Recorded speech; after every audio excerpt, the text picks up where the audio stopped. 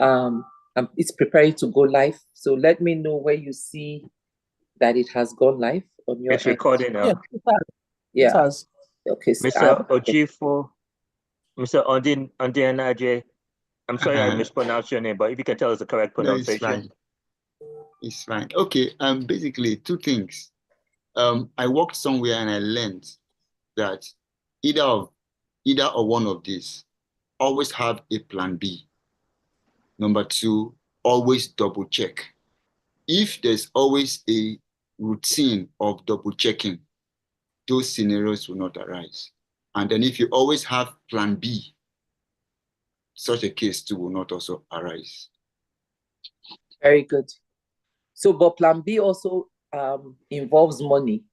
It involves plan B involves scope and it Yes. involves money. Okay, so you plan for it accordingly. There are some situations where plan B may cost much less. For example, you have a big cylinder and then maybe you filled, let's say, 50 kg and you've forgotten that gas can finish.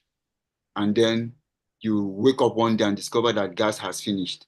But if you have this practice of always having a 3 kg or 4 kg small cylinder filled and kept aside, that costs less, and that will be able to help out at that moment. Great insight. Awesome. Thank you. Great insight. So recording lessons learned, we talked about it. It's important for you to use it to update your OPA, and then ongoing communication. That's part of that project integration. So who do I need to communicate this issue to? Remember now, it's going to, this new pipe that I found on the ground pipe is going to affect my schedule, it's going to affect my budget because we didn't plan for it. So who on my stakeholders management and communication plan, this is where I go in to see how do I notify my stakeholders. Is it a phone call? Is it a letter? Is it an email? This is all, that's why that stakeholders communication, stakeholders management plan, engagement plan, and also your communications management plan is important. This is where you go back and draw into it. Who do you notify the city or the municipality of this kind of issues? This is where you use those. And then managing expectation, it goes hand in hand. When you find that during execution, you have status report. This is where you're giving an update.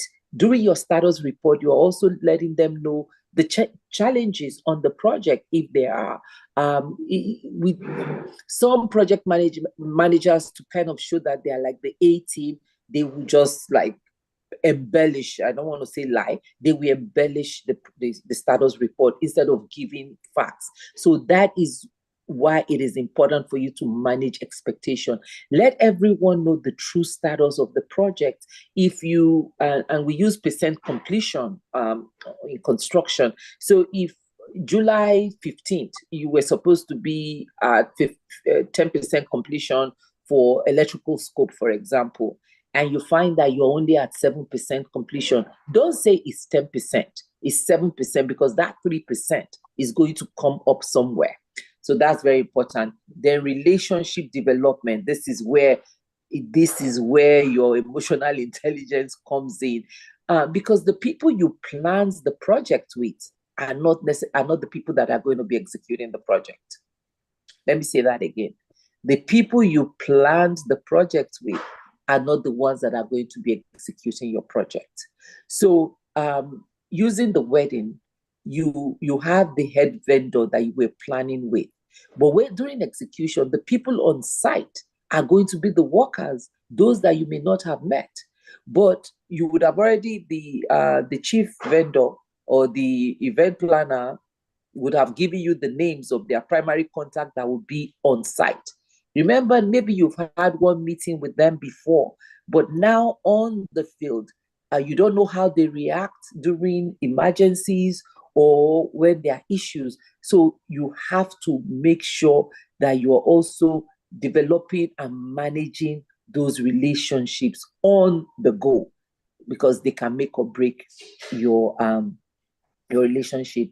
Part of recording lessons learned is identifying and documenting issues.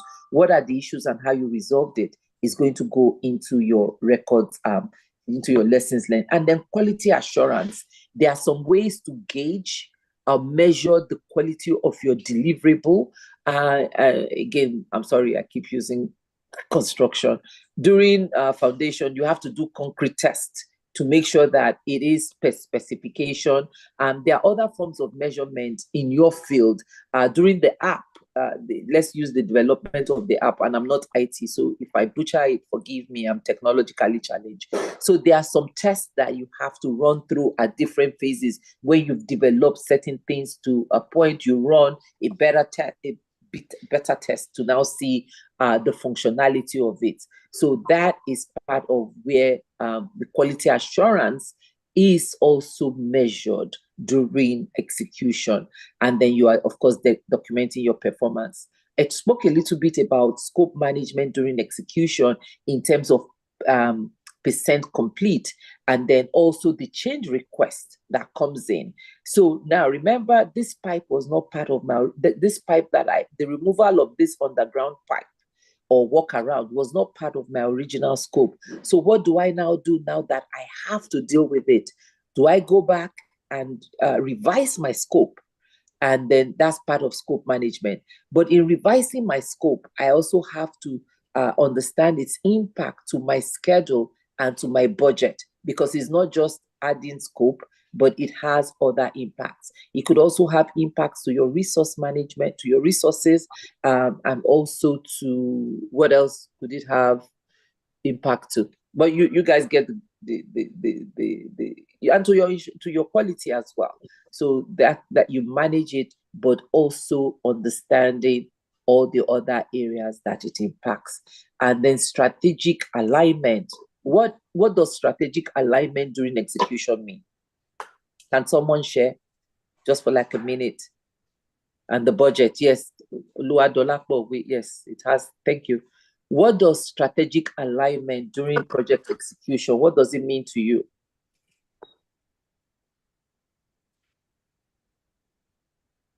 Strategic alignment during project execution. Okay. So strategic alignment is part of your quality assurance as well. That means everything is aligning to your original plan and purpose. Everything is aligning to that original plan and purpose. And sometimes it can deviate. So this is where you as the project manager comes in and make sure that everything is aligning to what you have already planned. Run meetings, I talked about the OAC meetings, and it's not just OAC meetings. It could be field verification meetings. It could be status update meetings. It could be presenting to leadership. It could be presenting, in my case, I present to the public community or to the commission, the board. So those meetings are also very important. But those meetings should have also been captured in your communications management plan. What meetings you are going to have with who and when during execution. Does that make sense? Yes. Yes. Okay. All right. Then maintain the project course. Maintaining the project course is the schedule. We talked about things are going as you have planned. You have all these activities you're going to do. You've sequenced the activities that you're going to do within a timeline. And then if anything changes with those timelines, you have to see how you align. And hopefully you've built some scope, you've built some float into your schedule. So using the app, for example, now we talked about application, applying to the regulatory body for permits. It's going to take a certain amount of time. You're going to review, and then you're going to resubmit or something. You have that responsibility to make sure that all those sequenced activities or tasks that you have in your WBS are going per how you have also estimated. Then you tweak it during this. That's now I'm going into monitoring and controlling. You're also tweaking it in that phase. And then you provide leadership for it. And then this team development, as I mentioned, is a different team you're going to be working with. when you are executing your project. So you also have that role and responsibility to make sure that this execution team, you develop it, that they are strategically aligned with the project goals. Any questions? Okay, so this is the yes, I checking have a little questions. question. Yes, go ahead. Yeah, how do you create contingencies in case of unexpected after you've planned and things could happen? Mhm. How will you do that in your execution? So that's where contingency comes in. Remember that pipe that I saw that I now found on my project? So I have put certain, and again, I had identified a risk. I put in my risk category that they are on the ground utilities because it's a brownfield, right? That means something was previously built on it. So even though we had done the underground survey and investigation, we did not find everything. So you put some contingency in it. And you also have overall project contingency. So when these unforeseen conditions happen, this is where you evaluate it against cost and budget. It's not in your original budget, but you can pull it out of contingency. And hopefully you have enough contingency to cover it. So when you now know what the cost is going to be, this is where the change order request comes in. Your contractor or whoever it is has given you a change order request for it. You review it against your budget. Let me use the wedding, for example. We've been talking a lot about Burna Boy now adding 50. This was during your planning, but on the day of the wedding, you find 10 people showed up and there are stars that maybe he forgot to invite, and the manager is like, you have to find something for them. You already have some extra because you've done this before. You know how stars work, and you know how wedding actually work. So that caterer that you have told to put like extra 20 plates somewhere, this is where you go in and you pull from them. Now, the problem is going to be if it is 25 people that showed up and you only planned for 20 showing up. But all is not lost because it's food. You can lower the portion, you can reduce the portion and redivvy that 20 plates into 25. But in construction, you have limited amounts, and that number, the number for that additional work could exceed your contingency. This is where you communicate with your stakeholders. But now you've also communicated with them that there is a risk on the project. You've identified this pipe that you did not know was there. You're working with the contractor to get a change order request that you are analyzing against the budget and schedule. This is where communication comes in, and you will let them know. So you are not just going to send them a change order request. You've already told them this is what is happening right now. You don't know how much it's going to cost, but in another week or so, the contractor will let you know. But based on prior experience, you can give them a ROM, which is a rough order of magnitude, so that there's no shock when that thing does come in. So that's part of managing expectations on the project, and also making sure that you're communicating the issues before you really need them to now approve a budget. All right. Any other questions on that? Okay. Over to you, King Charles. All right, Queen J, thank you very much.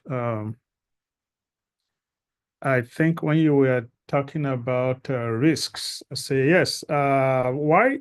So let me ask this question here. Why is it called building and managing your project management team, and not building and managing your project management group?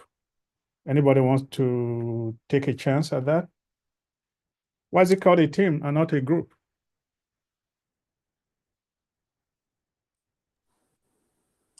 I think a team is the group is a group that is are having the same objective and focus.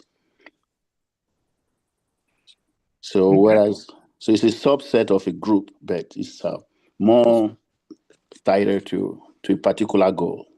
Okay. Yeah, I think that is the key there. Similar goal. You're marching towards a similar objective, similar goal, similar vision. Whereas in a group, everybody can have their own agenda, and usually it doesn't work quite well together. So I asked, just when we started, I asked how many people follow soccer, right? You always hear the word used, soccer team. It's never said soccer group. It's a team, not a group. It's a team, even though you have a bunch of individuals all coming together to form a team, while, as Festus just said, they have a common goal. You want to go win a match. And so I just wanted to make that distinction clear, so that as you form your team, you now, with that at the back of your mind, you are going to say, what is it that we are trying to do together? We may come from different groups, but here we're a team of 12, we're a team of 15, we're a team of 5. And so you, as the center of that team, you make sure that everything works together well, nicely, so that you can achieve your objective. Next slide, please, sir. Okay, so acquiring and managing the project team. Okay, so clearly there are two things that you need to do in order to have a successful team that will be going forward to do the execution that Madam Jumoke talked about. So you first of all acquire this team. Why do you think there is a distinction between acquiring and then managing? Particularly in the sense of acquiring, you don't have a whole lot of control, because some of these people are nominated, right? Their bosses, their managers tell them to become members of a particular team, and you, as a project manager, now you don't know these individuals. They just assign them to your project, and so you are going to try do everything you can so that you can achieve success. And so the key terms I want to call out here from here. You identify them.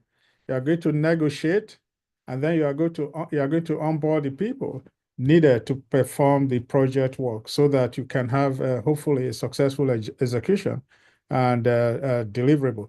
Then the slide also talks about managing the team. Means you are going to be leading, you are going to be supporting, you are going to be optimizing their performance through the project to ensure collaboration, accountability, and results.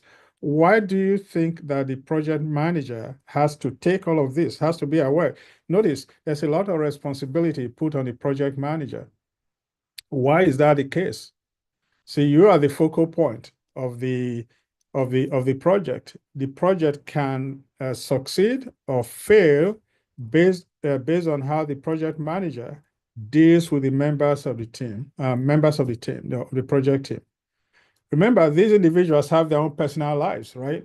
Madam Jumoke talked about having emotional intelligence, which I will also call it human interaction, dealing with people. So for you as a project manager, the project is priority one for you. But members of your team may have other things that they are doing. They might have other tasks they are working on, because they come from different groups within your company. Part of my project management background has to do with product development. In a typical team, project team in product development, you have the engineers, you have the marketing, you have the sales, you have the support, you have operations team, all these different, you see, we say it's a team, but you have different groups. They have their own agenda, when they come to your project team. So you are going to try to manage the different type of personalities that are coming in to support your effort. You see, so you have to watch out for this. In terms of acquiring and managing, the key point to take out, why does it matter? Projects succeed through people, not just plans. So you can have the best plan in the world, but if the people that you're working with are not committed to the goal, to the vision, your project may fall apart. The right team equals skills, availability, and engagement. and you have to keep their interest. The project manager has to make sure that people are engaged. I think earlier in the class, not today, but earlier, there was the discussion about you want to make sure that members of your team are committed to the project. You have to make sure that they are all valuable players. They're all VIPs. They're all MVPs, most valuable player. Each of them is, because the skills are different. True, the time they give to the project may differ. The amount of time they participate may differ, but ultimately you want to make sure that all of them are participating at peak performance so that you can have a successful project.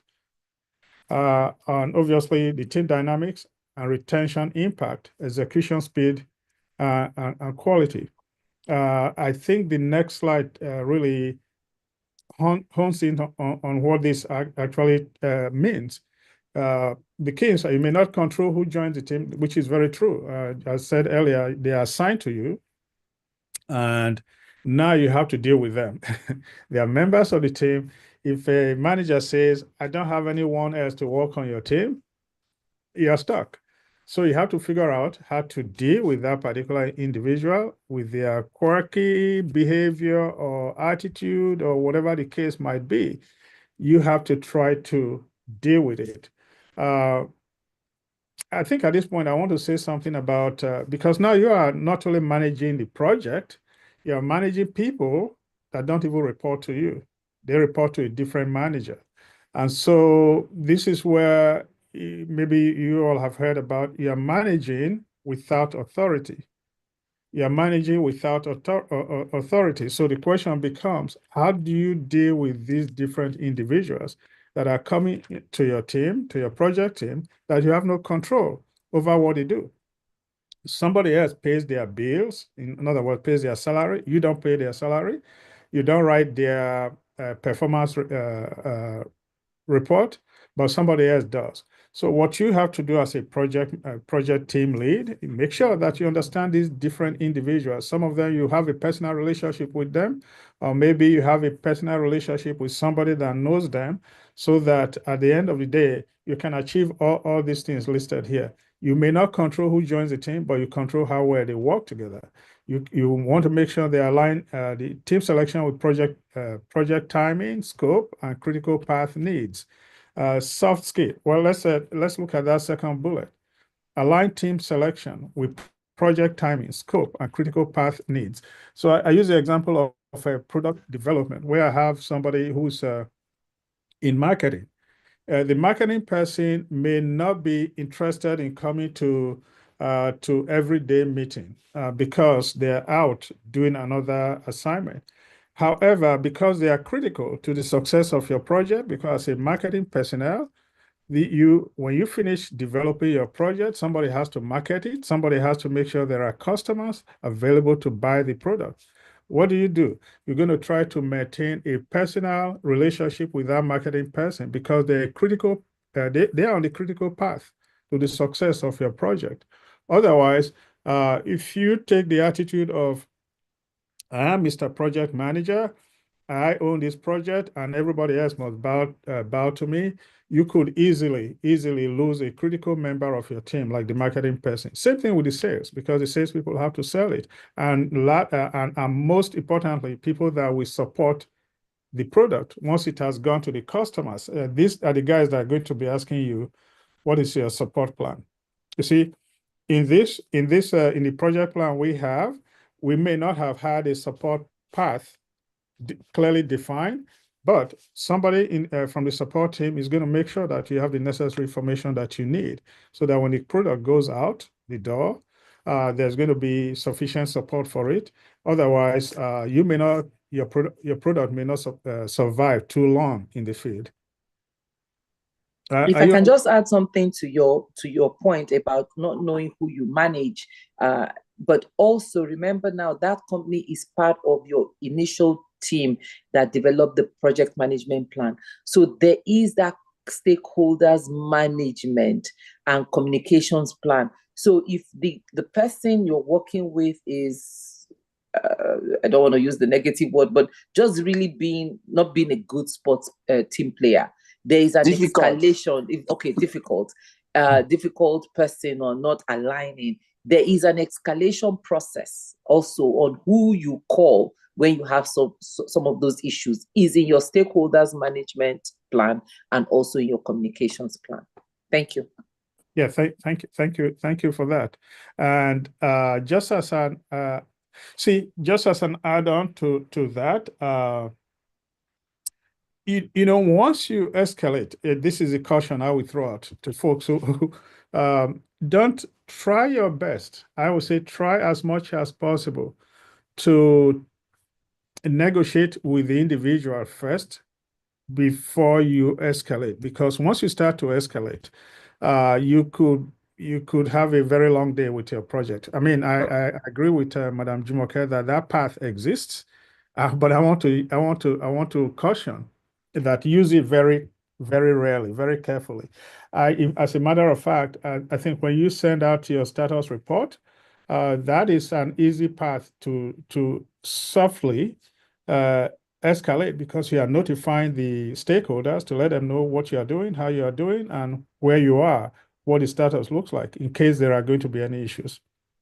Yes, I'll just give a practical insight, Mr. Charles, King Charles.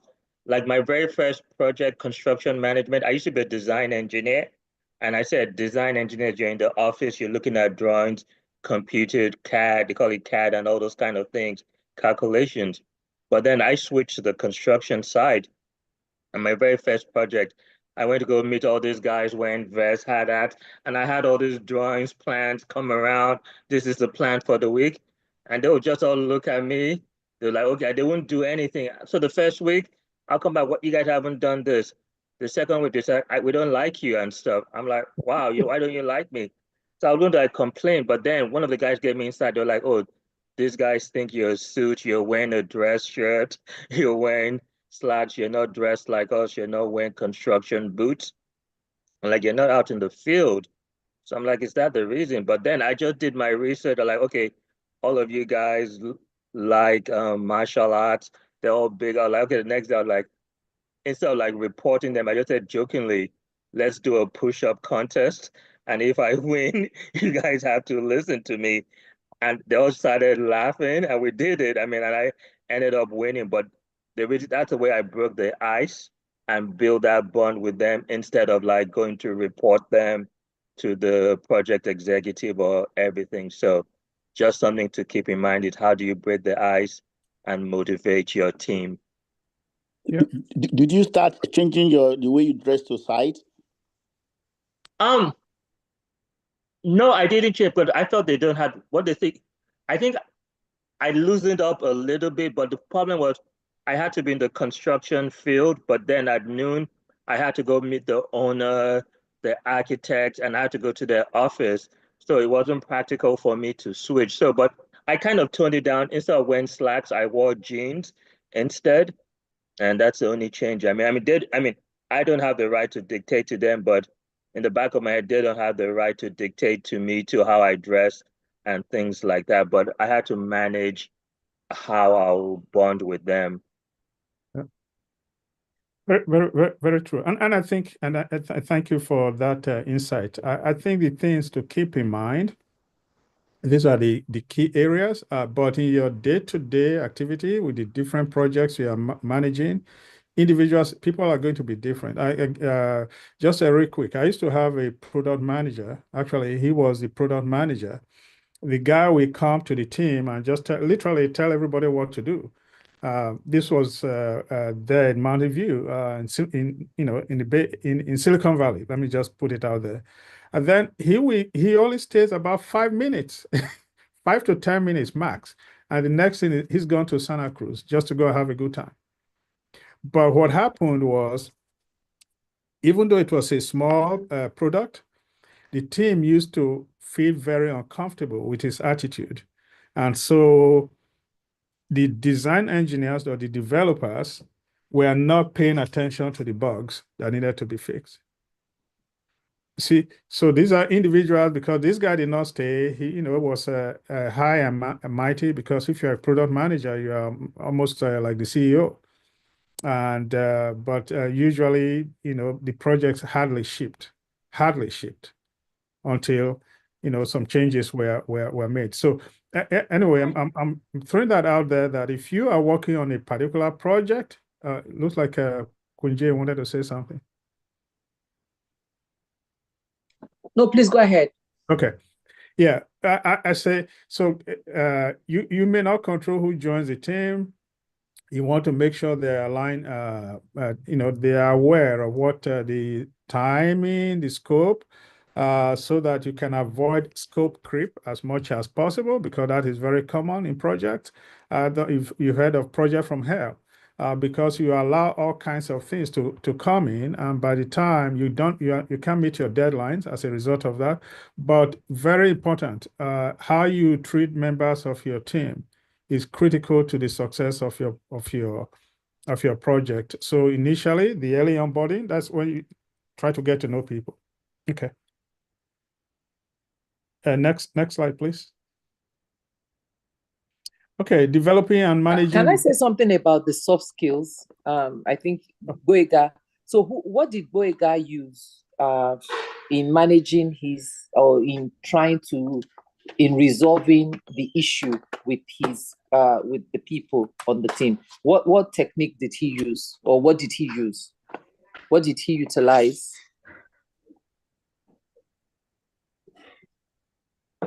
Anyone? Okay.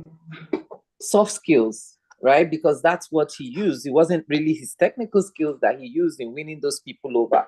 It was his soft skills. And just one more clarification, and sometimes it's not reporting your team to their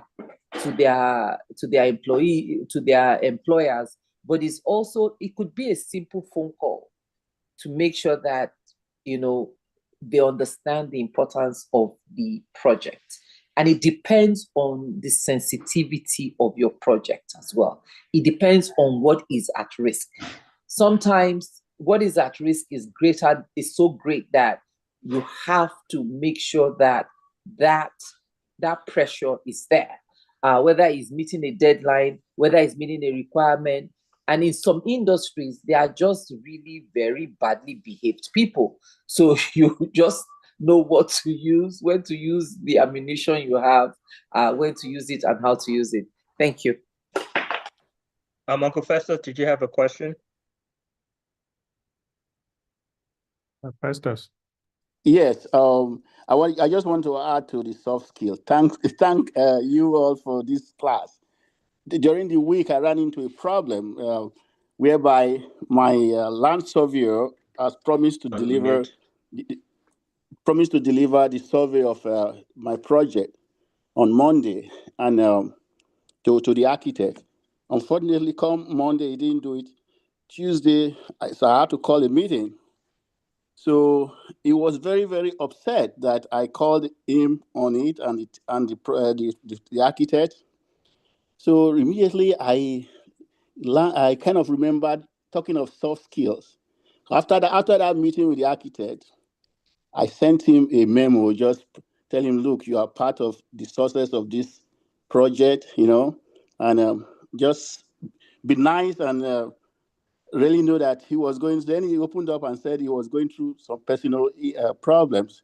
But also, I was able to also communicate that this project, the success is part of the team, and we need to work together. So the next day, it really changed, and it was so nice, and delivered the land surveyor of the project and everything. So thank you again for this meeting. I'm still growing. Right. Thank you. Okay, so thank you, Festus, for that feedback. So look at this, developing and managing the team. I just said earlier, now you have a team of specialists. Some of them are managers themselves. And now they are reporting to you, but you really don't have authority over them. So it's a classic example. You're managing them, but you don't have authority over them. how do you get around to doing things like that? So you have to understand who these individuals are. I mean, take time out, talk with them, find out what their interests are if there is time. I know that these days we are all in different locations, so it's a whole lot of remote work, a whole lot of remote working. But if it were in the days where you're all in the same location, go out for lunch, go for dinner, get them a drink or something. But even though you are still in remote sites, you can still schedule time to meet and get to know them. You notice that developing all of that, by doing things like that, this is how you can build trust. Then you guys can start to you realize that you're all on the same team. Again, you're all on the same team. You're wearing the same uniform. You're wearing the same jersey. You don't score goals against yourselves. You score goals against the opponent. And so the team can only be as effective as the members of the team, and you as a project manager can only be as successful as each member of the team is successful. So you make them part owners of the project, make sure that they are contributing to the best of their ability, and make sure that there is the big T word, trust, and that will help deliver a successful project. And absolutely, like I said earlier, people have their own lives. So the project is not all they are focused on. They may have issues, they may have family issues, they may have issue with their pastor. Not that you have to nose into their private life, but in having communication with them, you might find out that there's something that's going on that's making them not pay full attention. I see that Mr. Deso has a hand up. Yes, regarding what we're just discussing and how to navigate the executors in having a good relationship with them, food has never failed. Food has, you mentioned taking them for lunch or whatever. If it's remote, you could actually arrange packed lunch or whatever, drinks, water, whatever that will be appreciated. It's not easily available in that area. You send to them. I'm on a project right now. It's not inside an estate, and there's no restaurant around. Maybe some little talk shop. So what I do, I arrange a meal, packed lunch that was delivered with cold water, then extra water, that was given to the place, because the water in that area is very bad. So, and they really appreciated that. That it goes a long way, to soften them, make them, work better, Thank you. Wonderful. Thank you for sharing that. I lost part of the conversation. Boyega, maybe you can chime in there, because I lost my network. I use a VPN, and every now and then Zoom doesn't like it. No, I think you got the most part. I guess it may be the reflective question for you, Auntie Jumoke, and everybody is, I think the techniques that worked in the past are slowly changing. I've noticed, like right now in the current, and I said not to pick on millennials or Gen X or Y, but the little touches like going to have dinner and stuff, it doesn't always work. At times they just they want to be hit, but at times some people prefer cash, but the times are changing, and you have to adapt with that. I guess that's one insight I'll give. Yeah. So I think my Madam Jumoke can come in after. What I would say is that I don't know how prevalent it is in Nigeria, but you can give gift cards, for example. You can top people's airtime or data, and send them a thank you card. You can still, and here you can get Uber Eat, for example, and all of that can be part of what used to be, because what used to be was face to face. Let's go and have a beer or whatever. But now you can use the option of just a little note to say, hey, thank you. I appreciate what you are doing on this project. Sometimes it's not even money. Madam J. I think she's on mute. Yeah.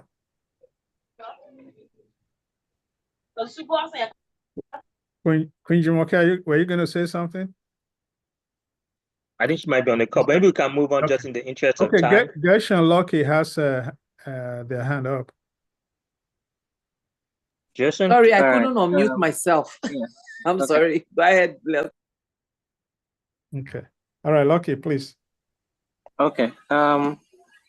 I think what works for me in actually identifying what motivates people when I work with them is at the beginning or when everyone just getting together, maybe when project team is just forming, it will seem like some form of icebreaker, but you could ask them, you can have questions that speak to what motivates them.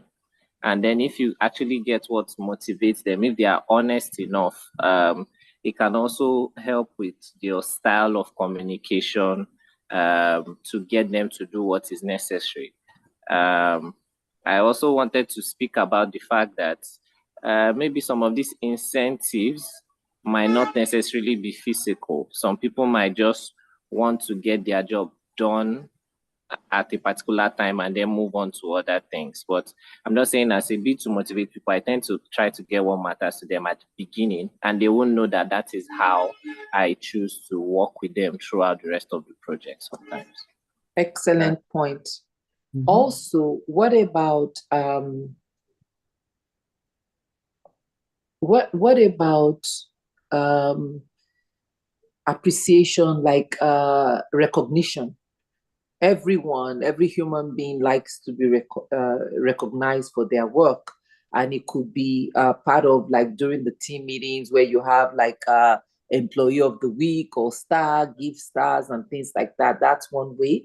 And also another way is team bonding exercise, where you have offsite activities. Everyone benefits from it. Everyone gains from it. And to your question in the chat, Raji, is if they would take you for granted, if people would take you for granted for doing this kind of work, it depends on the culture. I know, like in Nigeria, we rule by force. We tend to rule by force, and it's almost like a subservient relationship instead of collaborative relationship. So maybe that's where that would come from. But in a lot of cultures, the working environment is more collaborative, is more teamy, as opposed to that master-servant kind of relationship. So that's where you may think people will take you for granted. But no matter what it is, human beings respond to niceness or to good. And yes, you will have some really, badly behaved people that will take those kind of things for granted. But mostly, it appeals to the humanity in people to help them do better at their job. Thank you. And I'll add one last comment, or just for things people to consider. There are many books, guides. We're talking about how to be a leader and how to lead people. But as a team member, you also have a responsibility to be cooperative and be willing to be led by somebody. You can't put the onus on just the project manager to lead you.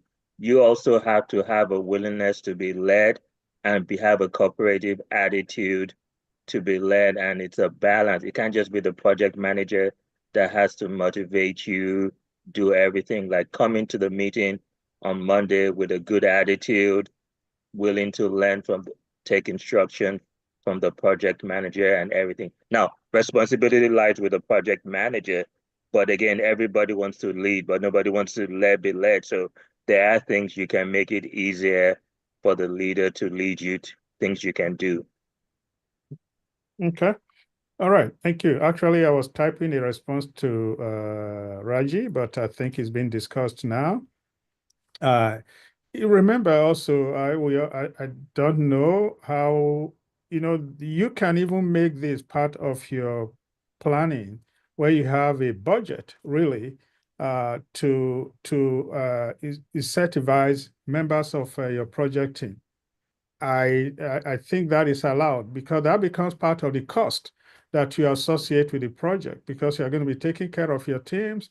And now that we're remote, we're no longer, except if you're dealing with Doge, you're not in the office. You want to make sure people can still go out and get a dinner based on the outcome of your project. It's about incentives, because ultimately what you want to have is a successful project. That is the goal. Yeah, everything you are doing is you are sowing a seed towards having that successful project. So I hope that can, even in our culture, where, as Madam J mentioned, is you must do what I say because I'm the project manager. She didn't put it that way, but those are my words. You must do what I say. Yet we have a ton of projects uncompleted. But again, try very hard as a project manager to use soft skills. Soft skills are they are very helpful. They can make or break your project. Okay, next slide, please. Okay. Developing and managing the team. Again, just a continuation. Team growth through stages: forming, norming, storming, performing, and adjoining, recognizing and addressing team. Actually, we can just, if you don't mind, let's go to the next slide where you talk about the Tuckman model. What is not shown on this slide is the 5th stage, which is the adjoining. But if you have been following us, we're talking about this formation stage, where you are the group, you are bringing the group together, getting to know them. The group is also getting to know you during the initiation, where everybody is trying to be nice. Everybody is trying to be nice. Everybody is playing nice. You don't only use this method just for project management, but I would say even in life. Even us as a class, when we first came, everybody was kind of, Quiet. yeah, yeah, exactly. Just looking at, then all of a sudden it's like, hey, okay, well, when you were divided into groups of teams, groups 1, 2, and 3, you came in, again, you went back to this forming stage when we came into the room, and everybody is trying to figure out who is who. And then all of a sudden, who's going to be taking notes, who's going to be speaking for us. And these are all parts of group formation. And it works for project teams. It can also work for literally anything you do in life where you have more than 2, 3, 4 people. The forming stage. Mr. Charles, just a quick question. Does this work for marriages too? Actually, it does. Yes. Oh, yes, it yes. works on marriages. Yes. Absolutely. The area where we always get stuck is this storming.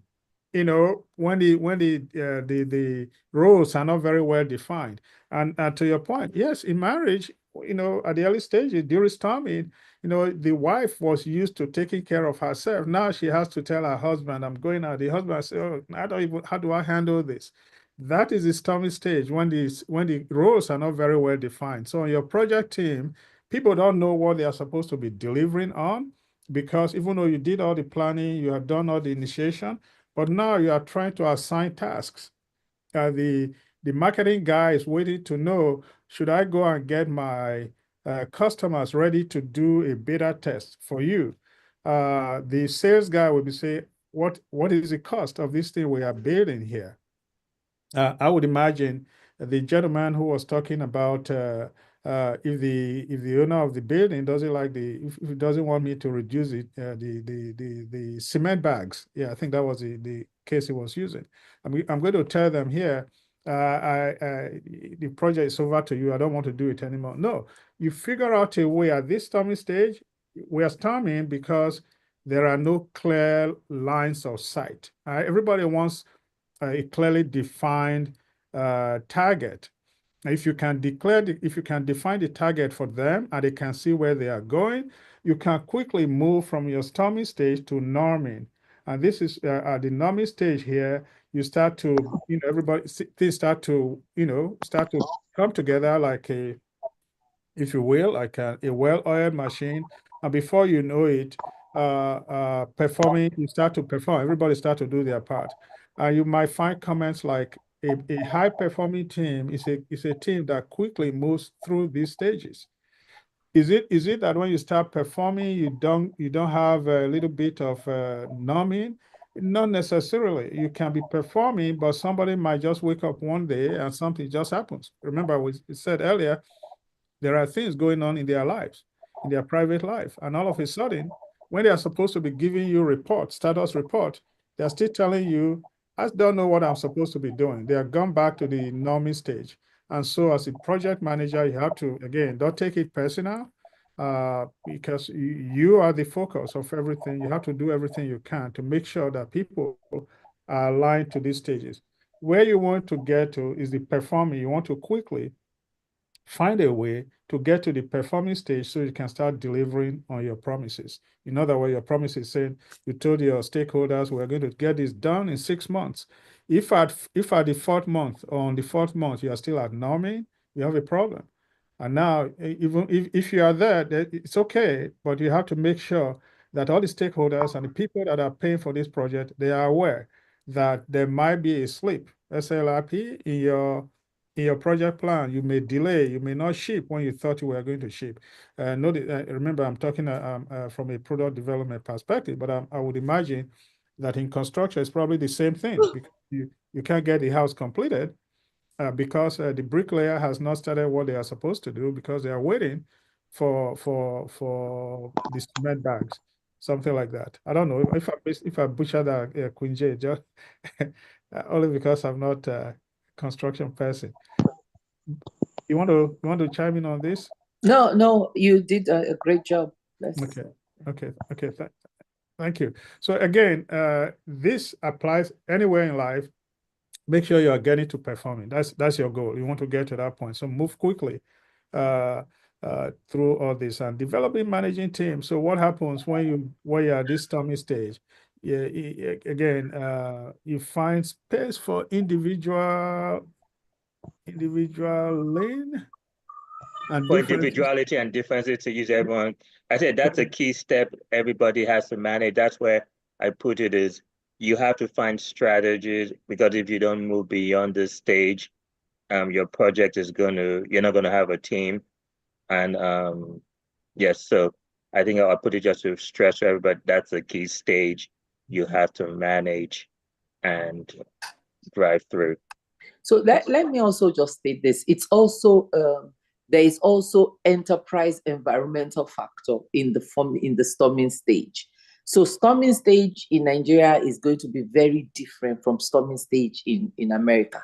So storming stage in again, because of the cultural background, could be you storming behind the scenes and not storming in front of the project manager or in front of the team, which is just as dangerous, because your attitude behind the scene, you're going to project it into the project, but even in a more dangerous manner, because no one knows that you are storming. No one really knows the storm. Everyone thinks you're forming, everything is going well, but it is actually very, very covert. So that's another thing that one needs to be careful or conscious of, those cultural influences that can make storming look like performing, but the teams are actually storming. So just be conscious of that. And in our culture, we are used to, yes, ma, thank you, ma. Nodding, saying that yes, but you are not really in agreement, but you are saying it because that's what is expected of you. So as a project manager, you have to go beyond that and use your emotional intelligence to make sure that people are performing, not actually storming. Thank you. Okay. Thank you. And just real quick, remember you are building trust. Make sure build trust. You need to go to the bank and draw on that. Okay, so check-in 3 to 5. We're going to take only one question for the execution check-in, because we want to try to finish this slide. Okay. We'll aim to finish by 11:30, then move on to monitoring and control. You can't Any finish questions? Okay, can we finish at 11:30? No, for the execution, then we'll do monitoring and control. Any questions? If not, we'll move on. Yeah, I think we should move on. Okay, so my turn.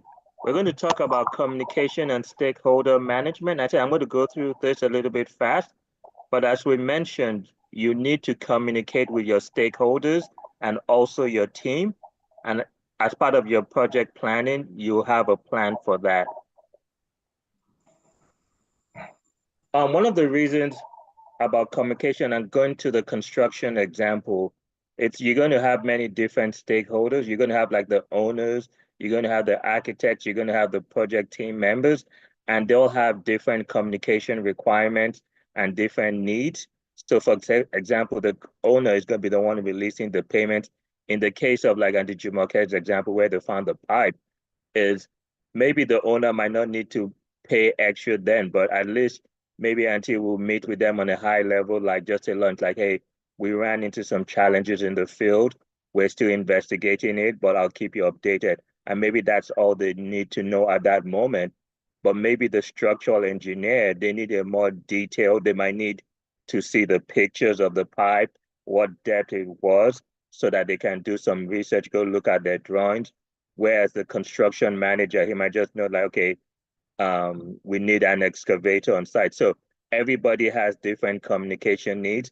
And you as a project manager, you can't just send a blanket information to everybody. You have to tailor it to the needs of the stakeholder and make sure they understand it. And if you want to go above and beyond, you should follow up with them and make sure they understand the intent of the message. As I say, or I like to say, when you're sending communication, it's your responsibility to make sure people understand what you're trying to communicate. It's not other people's responsibility. And in the age of ChatGPT, emails, Twitter, and those kind of things, things get lost in communication. And I just have to throw this in, like, for example, you can't run a country or a trade negotiations through Twitter or X because things get lost in communication. You can see they had one strategy last week, but very fast, they had to change it because things were getting lost. So just be intentional with the way you communicate with people and make sure it's your responsibility to make sure your information is being received. And again, why is this matters? Poor communication can delay decisions. You can lose missed expectations. So for example, let's say on the pipeline case, if Auntie Jumoke doesn't inform the owner or their they call them owner's engineer, but she goes along with the change request and maybe beneath it is electrical wires, gas, and all those things. Then 2 months later, she sends an invoice to the owner. They'll be like, what is this? Do I know you? Do I owe you money? Why are you asking me this? So you have to keep people informed. Also your team member. And one of the things is like the excavation machine. Maybe that's probably actually the most critical thing. The vendor might have other plans for it 2 weeks from now. So if you don't inform them, you could come back and the Caterpillar is loading it and transporting it to a different site. So things like that, communication can make or break your project. And if I can just add to that communication, verbal communication and written communication have two different use. Even though verbal communication it can be upheld contractually, it's a contractual agreement. But there are sometimes we have a verbal communication and then you follow up with a written communication just for the record of it. Like for example, that pipe we found on site, if I had to call the owner to let them know this is what happened, it's not enough that I had just made that phone call from the field. When I get back to the office, I send an email, follow-up email to make sure it's documented, and then it's also included in the status report. So that's just know when to use verbal and when to use written, and when to follow up with written. Thank you. And I said one thing to say, like 90% of your time is spent communicating, whether it's in meetings, written communication. I told you, I don't know if it's still the trend, but I know when I was in the construction side, we used to start meetings at 5 a.m. So you start meeting from 5 to 7 a.m., then you walk the job site for like 2 hours, talk to the people, you go back to more meetings. So 90% of your time will be spent communicating, and you have to have a strategy. I think we talked about project planning, identifying the stakeholders. I think Auntie had mentioned have everybody's email address and everything, and you have to set up a system, because if you don't have a system, you're going to hate yourself when all the information, when you have to start sending emails, you're looking for this person's number or stuff. I noticed for this project, there were some challenges, and I think some people leverage technology using the WhatsApp chat, like just subscribe if you're part of this team. So just keep that in mind. And that's very brief. Now we're going to get back into getting the work done. And I think we can skip some, maybe Auntie, you want to talk about this, but you kind of addressed this earlier on. I don't know if you want to add anything. No, I think we've addressed this mainly, yeah. Okay. Now one thing I did was I said there's a lot of theoretical stuff, but again, as you can see, Auntie and Uncle Charles are very seasoned. Those are some of the common challenges during project execution. So I was going to say maybe in the next 5-10 minutes, both of you can go through this and then share some of your insights or how you approach it. Okay. King Charles, do you want to go first? Because you're the king. I call him King Charles after the current King of England. So you guys hear me calling him King Charles. So I think he already spoke a little bit about this in terms of unclear goals or scope. This is where it surfaces during execution.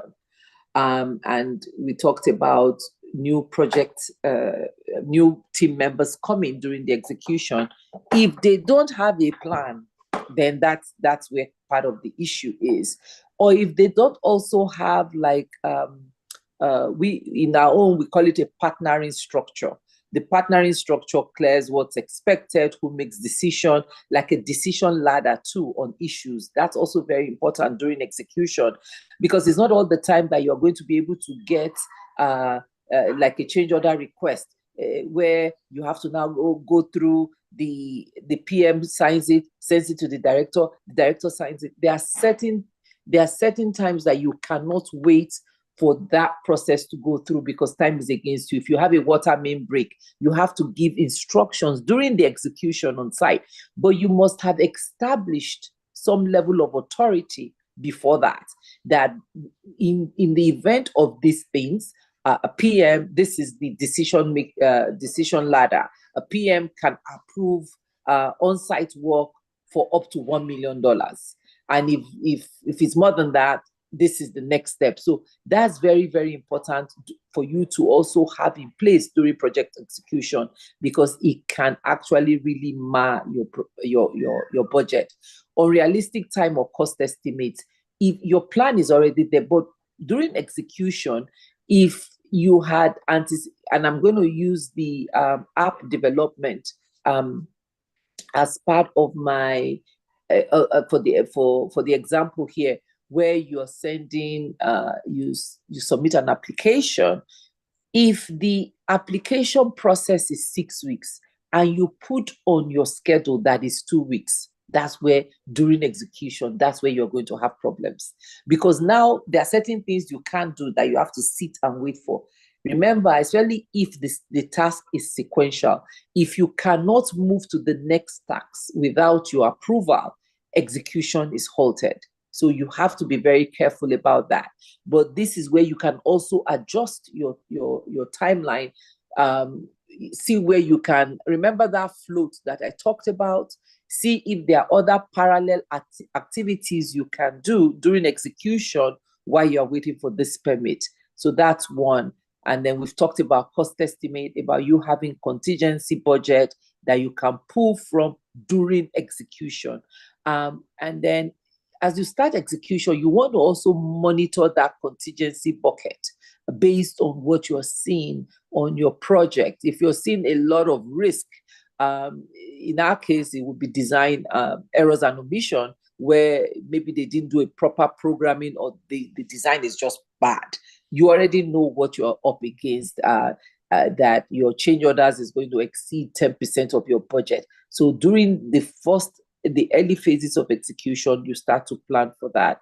It says changing business needs or technological shifts. That's another thing that can happen in the middle of your project. But can you plan for that? No, because you really don't know what the market is doing. But it could happen. and then you have to find a way to address it.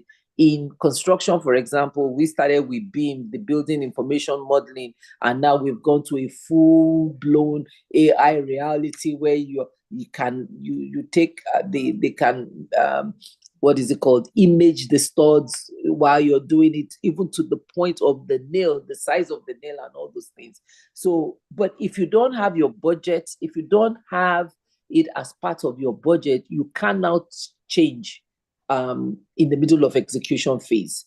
If you did not plan to use AI reality when you were initiating the project, and your project was designed and planned around another technology, you can now just say, okay, this new technology has come, we're going to incorporate it into the project. No, you are married to what you started off with, because it can throw off your execution.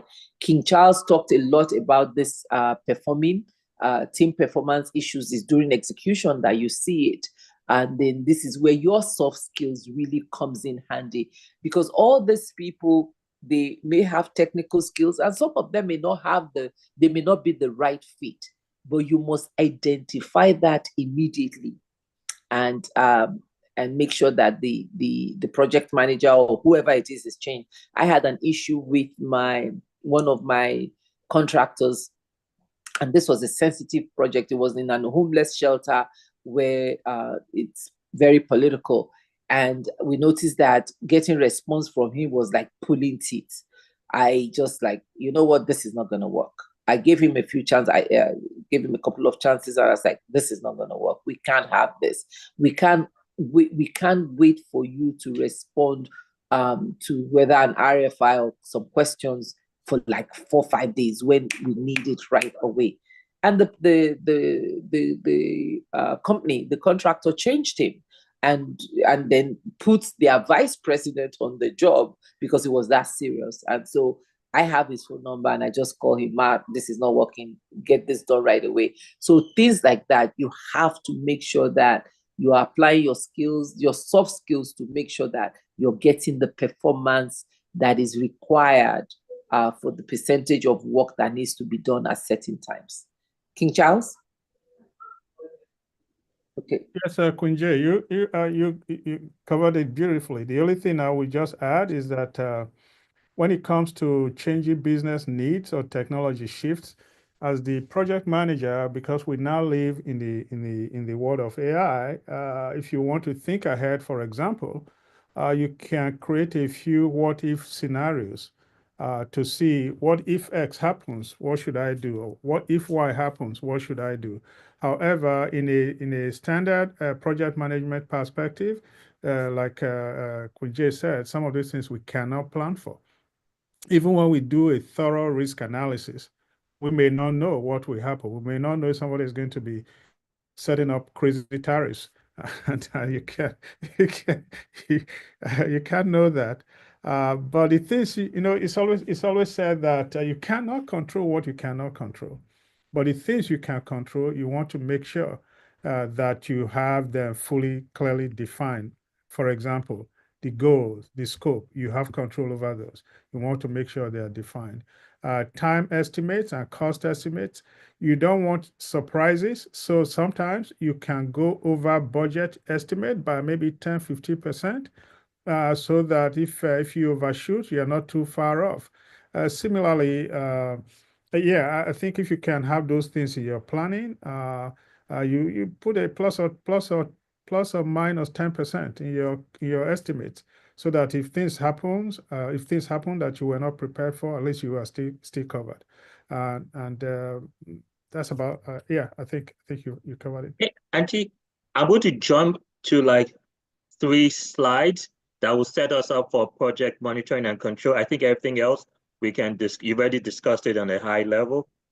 So I'm going to skip over this slide. You talked about integration management, maybe just about the deliverables and how the 3 slides and work performance information, and then we can jump into the monitoring and control. I think so this is now towards the end of your execution, so to speak, so your deliverables. And we talked about milestone deliverables as well, and also quality assurance, or whether inspection. So it is also during execution that you inspect. And again, milestones are important because you don't want to finish the work before you find out that, oh, it wasn't done properly. There should be stages of inspection. So it also should have those sequences of inspection so that you're correcting work at maybe stage 1 instead of redoing the whole thing at stage 5. So that's part of your execution. And I think that's also part of monitoring and controlling. You're going to find out that they kind of bleed into each other one way or another. But during your execution, you're actually monitoring and controlling the project as well. But this critical component, inspection services and quality assurance, as part of your execution, is going to ensure the success of your project if it is properly well done. And let's use the cake, for example. Where you're baking the cake for the wedding, you bake the main cake, and then you probably bake samples that you are going to test. When you bring it out and you test the sample, and the sample has more sugar than you had already planned because accidentally you thought you measured 4 cups, but you actually only put 3 cups, right? So before you start icing it, you have already tasted the cake to make sure that it is the consistency that you want, the sugar and the measurement. So if you don't do that and you go and ice the cake, and it's only at the wedding now that they are going to taste it, what is the problem? You haven't delivered to meet the goal. So that's some of the things that you can put in place to make sure that you're measuring your quality and inspecting it during execution. And then you have the opportunity to correct or adjust, plan, check, adjust, redo. What you don't want to do is completely do a rework. That is cost impactful and is also schedule impactful. I hope this makes sense the way I explained it. Yeah. Okay. And maybe I'll just add, it's like I said, you can be doing busy work. Like, for example, in the case of MT and the project, the goal wasn't to remove pipelines and do stuff. It's to deliver a completed building to an owner, and that's all they care about. I mean, yes, they want a good foundation. They don't want buried pipelines, but in the end, they want the house. Yes. And so work performance data, tracking progress, we've talked about that in real time. Performance of work complete. So in construction, we have what we call the schedule of values, right? Based on your activities, your work breakdown structure, and the time that you are allocated to it. So by June, let's say by June, I would have completed the foundation. So in terms of the overall scope of work complete, it could be 10%, whether completing your foundation is 10% of the work.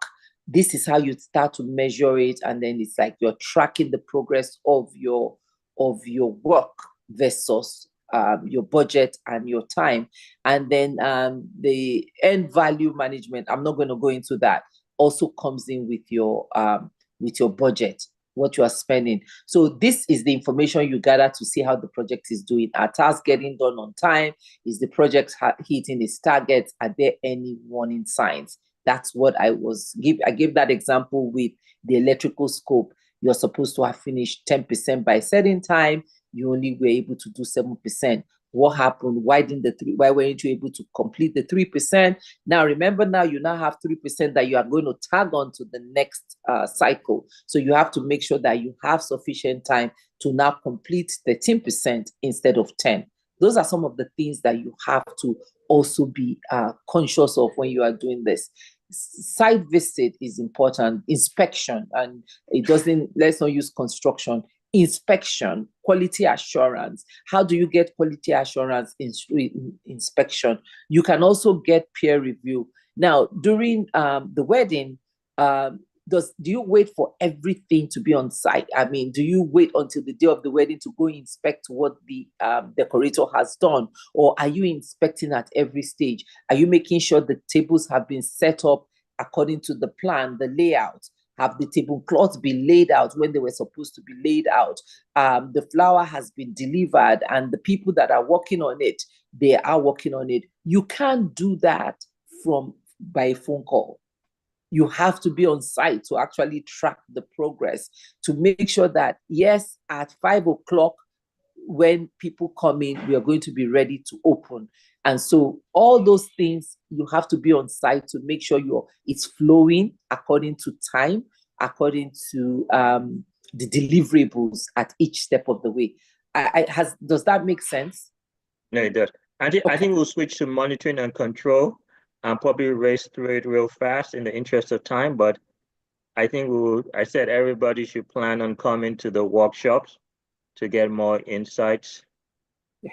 I think we also talked a lot about monitoring and control during execution, because it's kind of, they bleed into each other somehow. Yes. Just a second. And so next week is Easter weekend, correct? So we're thinking it might be better for us to have the full class on Thursday. That way we don't interrupt your Easter weekend. So show of hand, or one, it makes sense, or two, let's keep the class. Let's move everything to Thursday and finish the slides. And then Saturdays, you have your full Easter weekend and there's no interruption. Register in the chat, please. Go ahead. So what's one? One is Thursday, move the full class to Thursday. And then two is let's keep Saturday.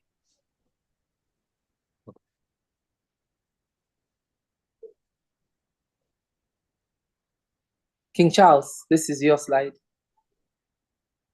Okay. Maybe we can go through it quickly. Track and evaluate progress. Ebuka, 12 o'clock California time during lunch break. That's usually when we do it. Okay, so okay. So the learning objectives here: track and evaluate progress, meaning understanding how to measure actual performance against the project plan, because you have your plan. You are going to be following through and then make decisions on whether you have been successful or not. Identify and manage variances if they are different from what you planned.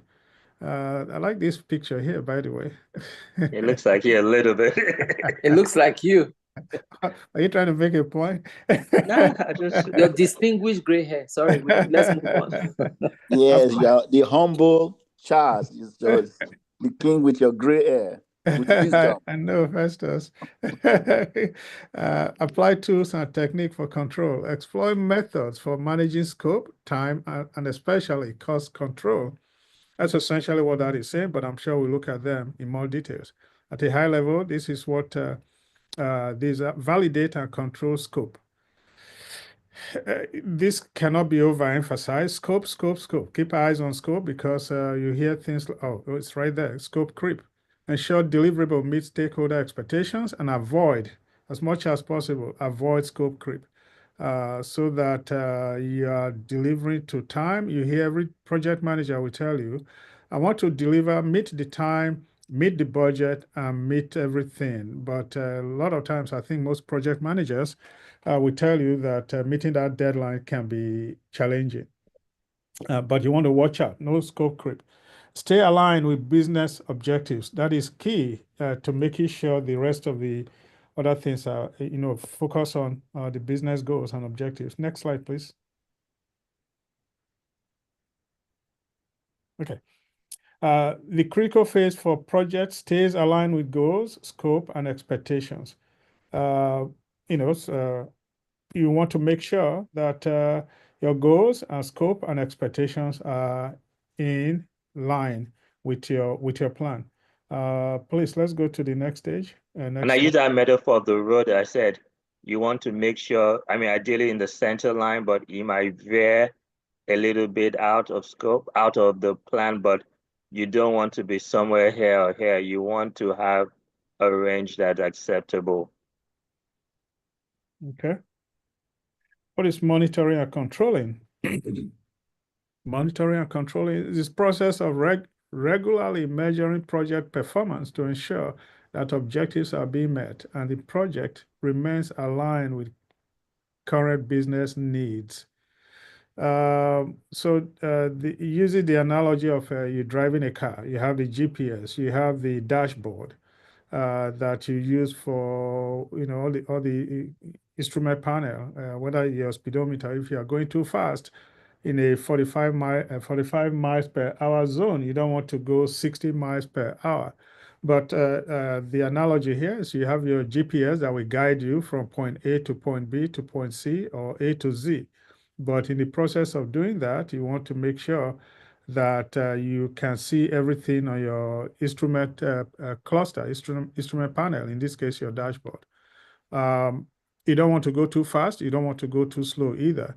The goal is to make sure that you get from, you are going from Lagos to Abuja, that you arrive at the time you are supposed to arrive, and there are no accidents. I always say that if you drive in your lane, you can avoid accidents. The key actions, the key takeaway from this, you monitor project or progress against the project plan. Identify any deviations from your plan. This is with reference to scope, time, cost, and quality. And you want to take any preventive or corrective actions if necessary. So as a project manager, then you want to make sure, again, not to overuse the monitoring and controlling. You want to make sure you are focused on your goals. The next slide, please. Again, Mr. Child and Auntie, do you guys want to pause here and maybe take questions? It seems everybody's open to coming on Thursday. I don't want to go in depth and then stop. We have like and I think maybe we shouldn't rush it as well, because the closeout is very short. So the last class is going to be one more Saturday. So if it's not this Thursday, it's going to be Saturday the 20-something. So let's just finish well. Huh? I guess maybe my first question is, so April 26th, people are yes, going to have April 26th, which would also be, we had planned it as our graduation day, but if we can, because again, I don't want us to impact on people's Saturday.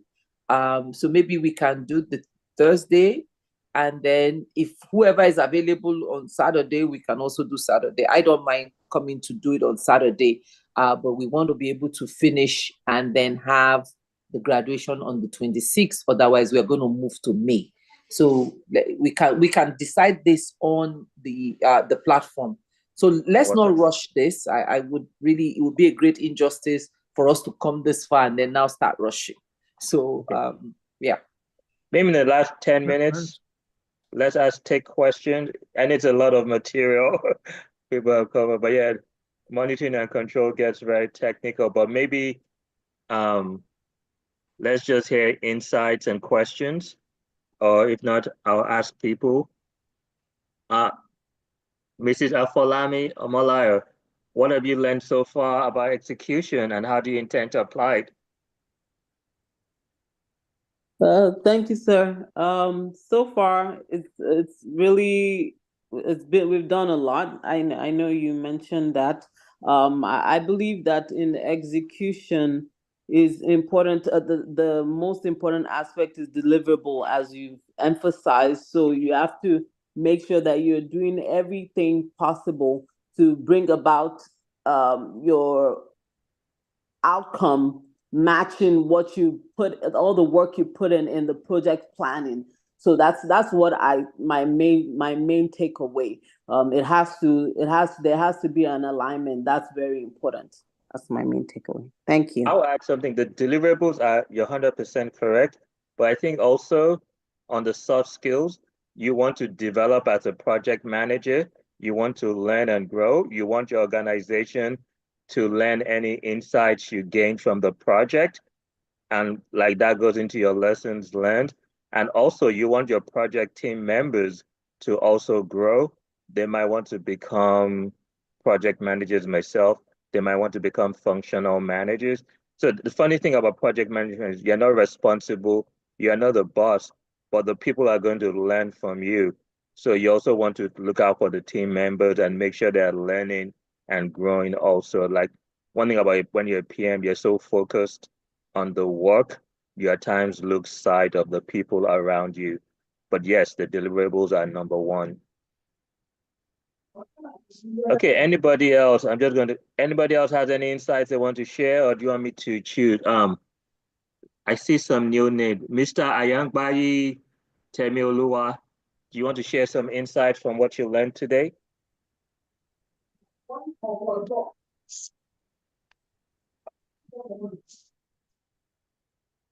Sorry, Moyega, I want to ask, is this lecture continued after? Are we going to have a new class section after the 26th graduation?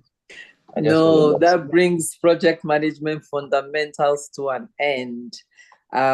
So I know somebody wants to.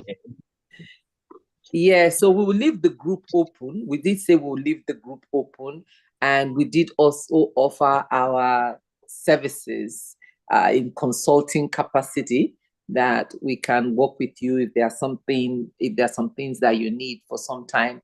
But usually we've done a lot even for project management fundamentals. This is actually PM. This is more than fundamentals. This is definitely more than fundamentals. Okay. Any more insights or questions? We got 8 minutes. Thank you. You don't have 8 minutes. You have less than that because the next one starts. So we have like 4 minutes. So that I have 5 minutes before the next session. Okay, how about it? We'll take one last question. Let's see. Let me choose some.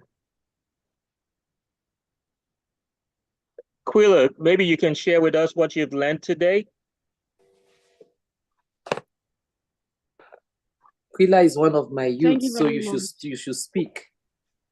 Yes, ma'am. Thank you very much. Good evening, everyone.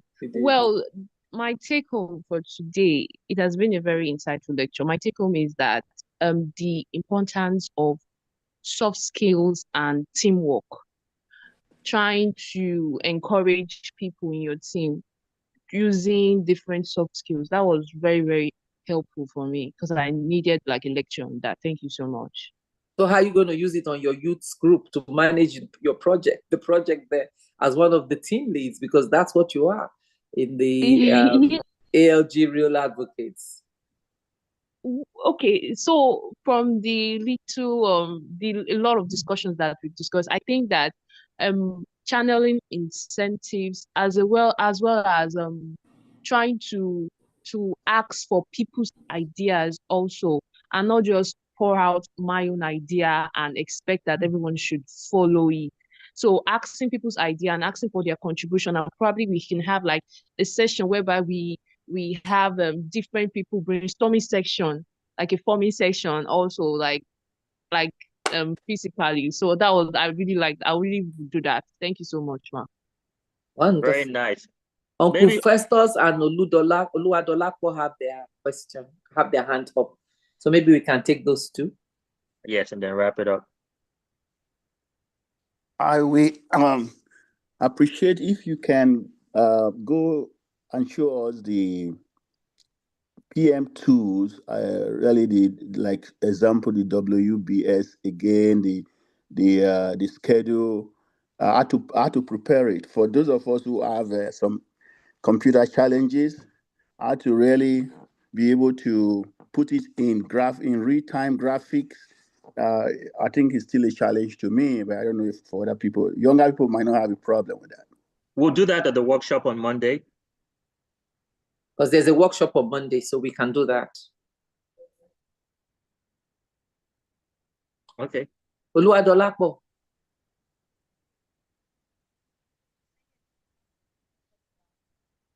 Dolapo, we can't hear you. Go ahead. Your audio is on, but we can't hear you.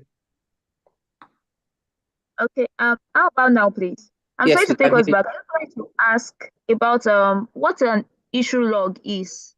I don't think I got that. Thank you. Okay. It explains itself, but I'll let Auntie answer. No, go ahead. You go ahead.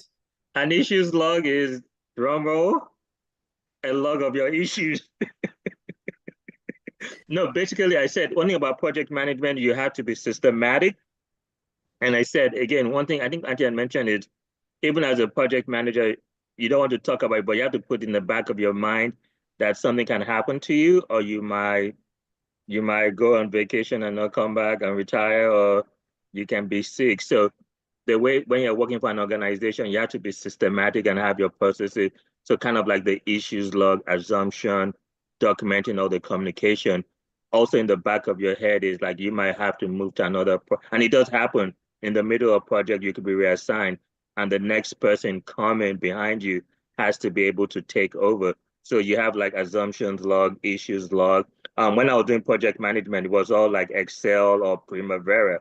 But now I'm sure that, as you said, you have all these fancy CRMs that can probably track it for you and help you. But yes, you have all these things clearly identified so that somebody else can come in and see the issues log, or even like your engineers, your marketing people, they can also view all of those things. So it's all about clear communication and identification. Yeah. And so also remember the stage where issues log are developed. You are putting a lot of things on the table because this is during your brainstorming session. Your scope is not fully developed yet. So you have a list and everyone has an understanding that these are some of the things that we are up against. And then as you develop your scope, those issues now may become non-existent, or you plan for it in your stakeholders management or your procurement plan. So they transition into other parts of the project. But at the very beginning, it's like a brain dump. These are some of the things that could happen. These are some of the things. Issues log could be monile. So how do you account for them? Issues log could be constraints in budget. So those are some of the things. It's like a brain dump or a brainstorming session that you have cataloged that you begin to expand on as time goes on. So we are short of time now because of the next session. If I'm really sorry, because other people are going to start coming in for the next. And you can go to the WhatsApp group. I'll answer any question for the next 20, 30 minutes. So if you have questions, just post it on the WhatsApp group and we'll take it from there.